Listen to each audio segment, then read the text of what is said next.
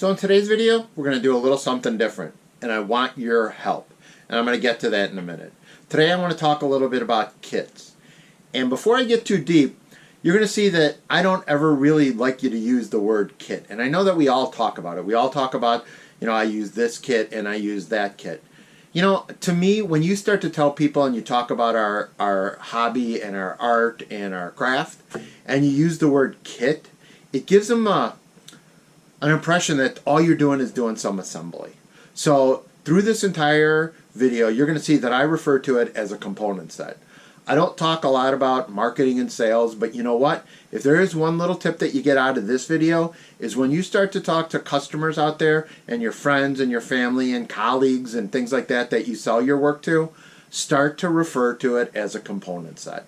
Really, it is a component set. It's not a kit, because you had to do something with the blank. You had to do all your turning. You had to do all the finishing. It cheapens it when you call it a kit, or at least in their mind, I believe it does. So as I said, most of the time, every time I do a video, I say that I get the idea or I get some inspiration out of what I see on social media.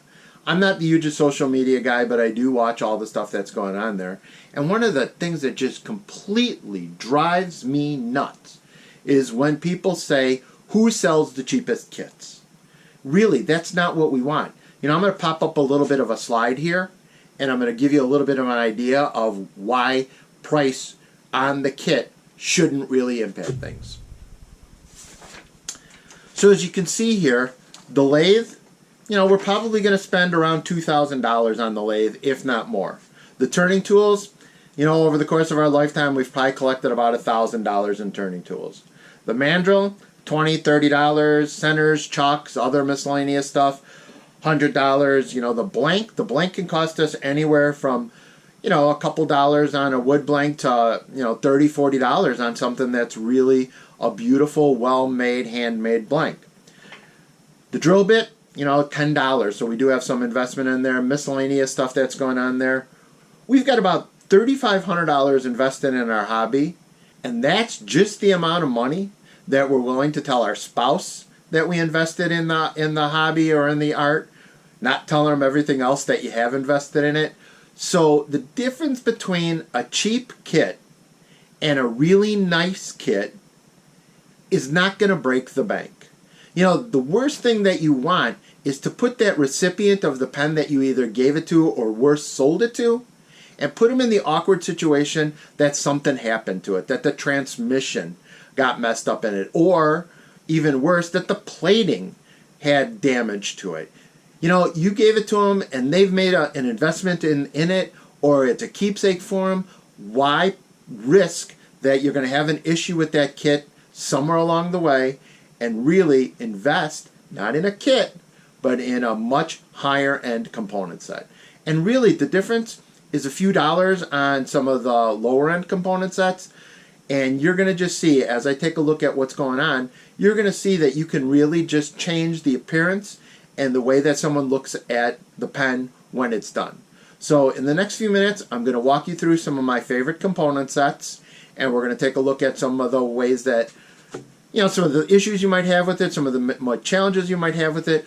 But if you're new to the hobby or you're new to the art, I'm going to go through probably my progression of the component sets that you should start with through the component sets that you should end with. And I'm going to tell you, it's going to be quite a journey. So before we take a look at the component sets, I want to ask you a favor. In the comment section below, please put down your favorite component set, what you like to use, and take the extra second out of your day and type in why you like to use it. My videos are always, and I preface it somewhere along the way, that this is just the way that I do it, and I hope that this is an information exchange and that the videos are a way to facilitate conversations.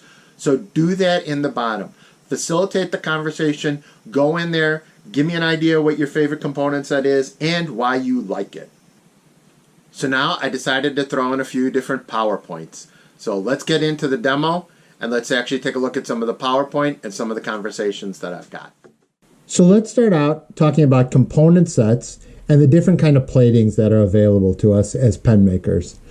As you can see on the chart here, kits like rhodium, platinum, sterling, sterling silver, titanium, both black, and the gold are really for pens that are going to be a very keepsake item.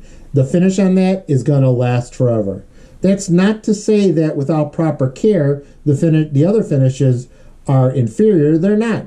They will just need some different care on it. So when you get to chrome, there's some different chromes that are out there, and then you have 10 karat gold, 24 karat gold, and what they call upgraded gold. And if you go to the website that I have referenced on the bottom, it is a great reference. Exotic Blanks has it, and if you go to the bottom of their webpage, you can see on there's a whole category called About Plating, and here's the full URL for you. But Ed gets into the difference between the upgraded and the different kind of golds that are up there, so I kind of direct you there to get a little bit better understanding on the platings.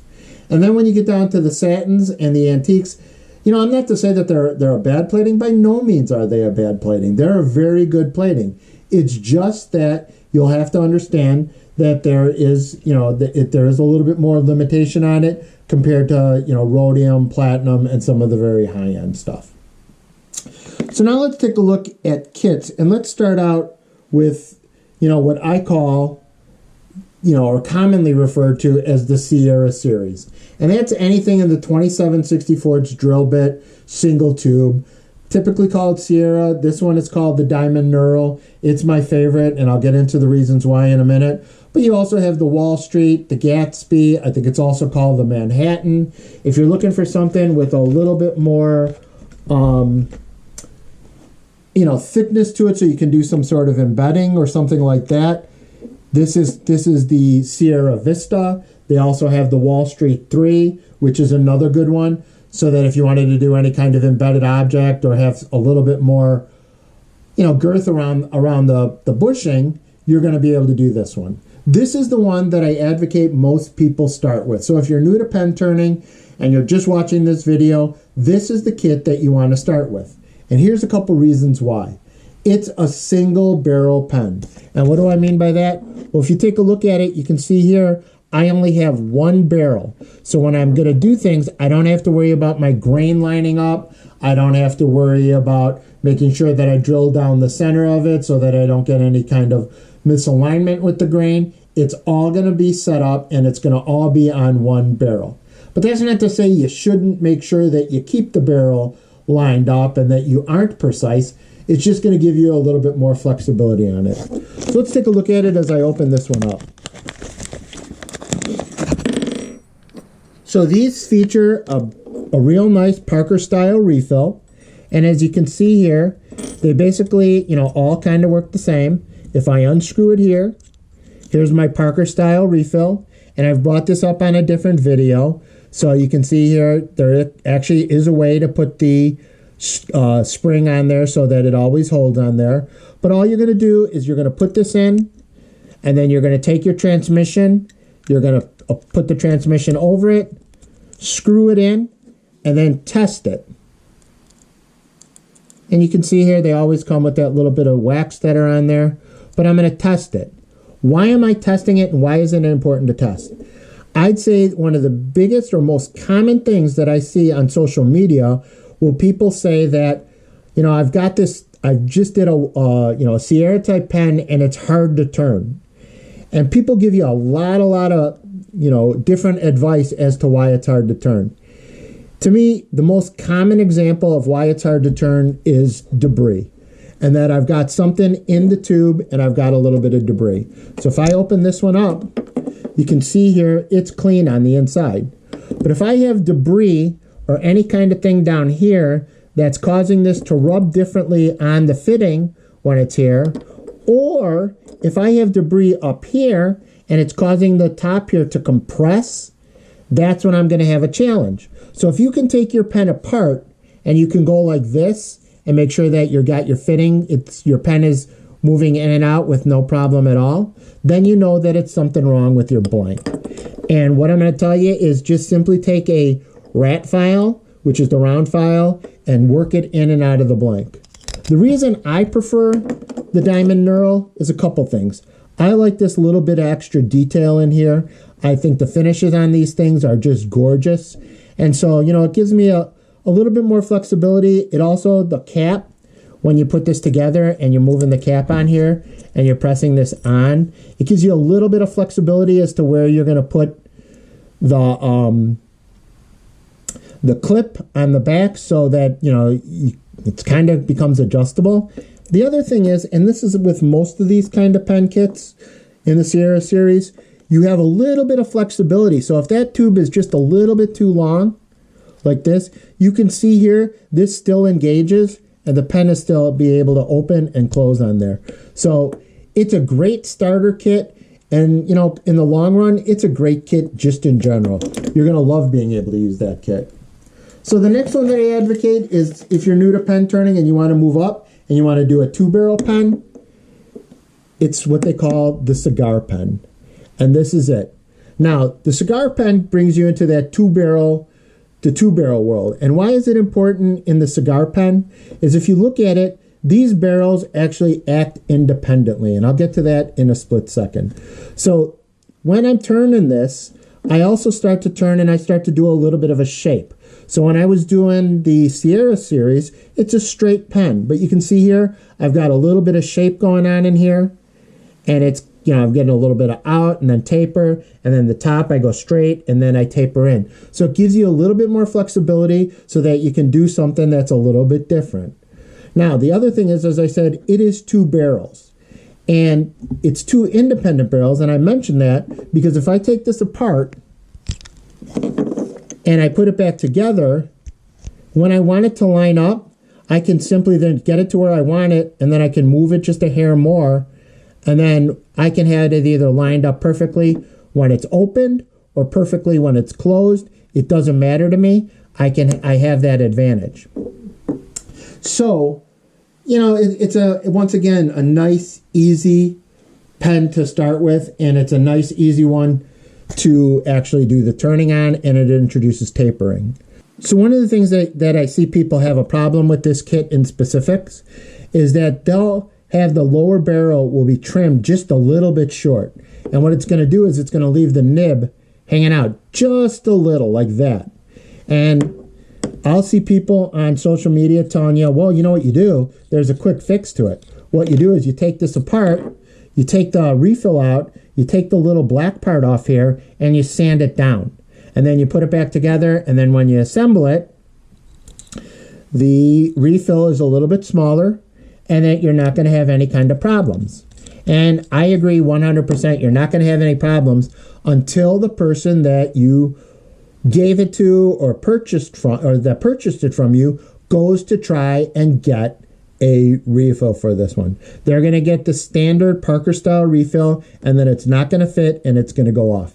Nothing is more embarrassing than having to explain to them what you did, or that, you know, that, oh, I'll give you a new refill. Nobody wants that one. So do yourself a favor. If you under trim the barrel on one of these things, you know, take it in stride, take it as a learning lesson, but do not trim the barrel.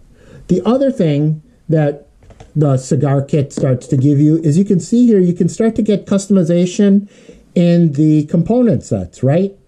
And so you can see here, this component set is a little bit more plain. It's got the gold and the silver. This one's got a little bit more ornate. The clip is a little bit more ornate. You're going to start to see a lot more variance in the component sets when you're doing this one. So it's going to give you a lot of flexibility. And these will come in every single one of the, you know, most every single one of the platings that we talked about earlier. Now we're going to talk about my favorite. And my favorite casual pen, we'll say. My everyday pen that I like to see, and I use personally, is the magnetic Vertex Supreme. And the couple things that I like about it is, A, it is magnetic. So you can see here, it just works it together. Once again, I have a 2-barrel kit. I have 2 independent barrels. So if I want to line something up, I can just rotate it in and I've got it lined up. And then the other nice thing is, now we've moved into the roller balls. And in this one, this will take, you know, any of the Schmidt 5888, the 888, or the 8888 series of roller balls. The other ones were Parker style. You can get a lot of the colors in Parker style. You can get gel refills in the Parker style. You can even get some of the, you know, Schmidt makes a nice series for the Parker style. But you know what? I love just the pure roller ball. And this kit has this. Now, as I said, not only do you have the double barrel, but you have a big other advantage on this one, is that if you do under trim this barrel, this lower barrel, just a little bit, and when I say a little bit, I'm talking about a 1/16 or something like that, there is a spring that holds the refill in place. And you can see the spring is there. We can pull it so it comes out. That spring, if you're just a little bit under trim down here, you'll simply take that spring and it's gonna just adjust the pressure on the inside so you don't have any kind of problem with that one. And I'm gonna show you this. I can take this pen and I can go like that. It is a strong magnet. So it's not gonna come apart in a purse or in a pocket. It is a great component set and one of my favorites for a casual pen. Now we'll talk about getting into the Keepsake type pens. And this is one of my favorites. This is the Junior, Majestic Junior. This pen blank was given to me courtesy of John Underhill. It's a pheasant feather, and you can see here now we're getting into the high-end kit. So I've got some ornateness down here. I've got some on the cap. I've got some on the bottom. The nice thing about this, as opposed to the full-size Majestic, is that this pen will post up on itself, so I can change my center of gravity, and I can basically, if I like to write a little heavier, I'll keep the cap on. If I don't like to write a little heavier, I'll take the cap off. But now I've got two barrels, but now the challenge that I have here is because it's a screw-in barrel, I actually have to deal with the match set, and I want to get this to match. And you can see there's a little trick, and I'm going to give you the trick here. See, if I see this clip, and I know where that clip is, and I get stuff to line up here, I know that this is one full rotation from this point to the point that it's going to line up again on itself. So you can see here, I'm going to take that, I'm going to line it up, everything looks lined up. So when I screw it around, notice that when it caught it, it lined itself all the way back up. So just know that when you're showing it to people, that this clip indicates the one rotation all the way around for where that pen comes in. So once again, it is a great Keepsake kit, and you're not talking a significant amount of money difference in terms of this kit versus some of the other kits. At most you're talking maybe $10 to $15, and you say, Mark, that's a big number. But you know what? If you want something that's going to be a Keepsake kit and it's going to last forever, and it's just a significant difference in look, feel, and attention, this is the kit that I would kind of suggest you look at. So the other one is, don't miss out on the pure beauty of a Slimline. And the reason I bring it up now is, the challenge with a Slimline is, when I take this apart, it literally is almost a veneer that I have left when I'm actually done turning this thing. And I don't have a lot of room for mistake. So when I assemble it and I put it back together, it's really just a veneer that's left for me to turn on it. But if done well, a Slimline is just a gorgeous looking pen. You get to do a little bit of tapering on it. You can go in and out on it. As I said, I don't undersell the Slimline for its grace. It is a nice pen. One last one here that I want to talk about is kind of a novelty pen, but you know what? It is a good pen, and I like using it. This one's the bolt action, and you can see this one's got a real piece of evidence tape in here. Once again, this blank is courtesy of John Underhill for making it for me. But it's kind of, I'll be honest with you, it's a blast to use because it's the adult version of a fidget spinner. So you can see here I got the bolt action that lets the pen come in and out. And once you get the hang of it, you just sit there and you play with this thing all day. So it's got the rose on the bullet tip on here. It does look like a little bullet on here.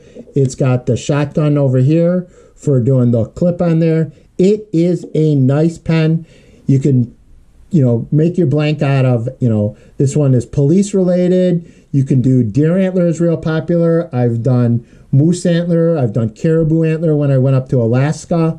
It's a great pen for the hunter. It's also a great pen for military. And I'll give you an idea on the military aspect of it.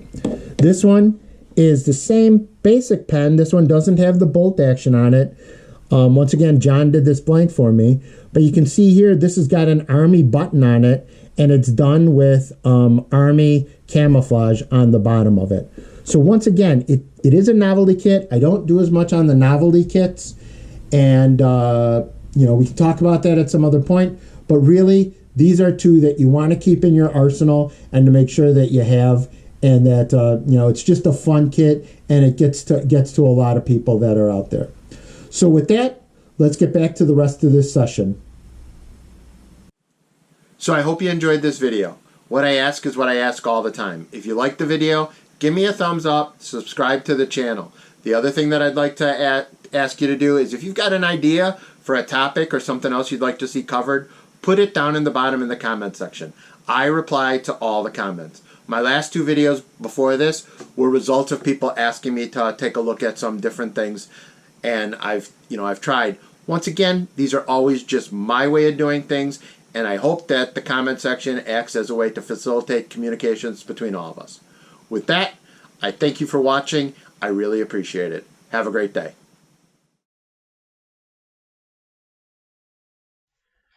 This video made possible by the fine folks at Exotic Blanks. For all your pen making needs, Exotic Blanks has you covered. Find them at www.exoticblanks.com.